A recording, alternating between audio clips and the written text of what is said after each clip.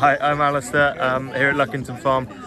We're a nice open day today, taking people around, showing them what we do on our regenerative farm. What have you got on the farm? We run beef cattle and then some laying hens and some broilers as well, and a few sheep.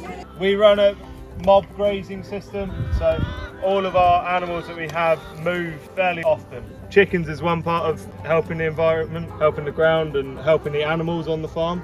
Their main role is to eat all the insects that's in the cow muck and start it breaking down and going back into the ground. If they can eat as many maggots as possible, that's great because that reduces the amount of flies, and we're not then having to put insecticide on the cow to get rid of the flies. So we built the shed for them to go into about 5 days behind the cows because that's where the larvae is starting to hatch.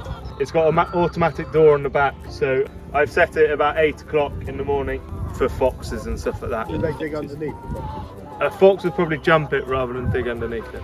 Ravens, it's the worst of the other chickens.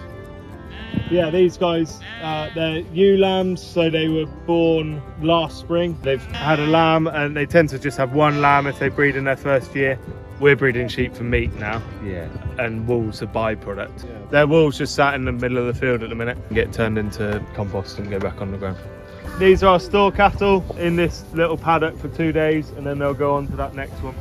They're not just eating it to the floor, they're trampling it down. It's organic matter going back into the ground. People are complaining about carbon, but actually grass sequesters a lot of carbon. If we have lots of clovers, the nitrogen that puts back into the ground. And that also makes everything else grow.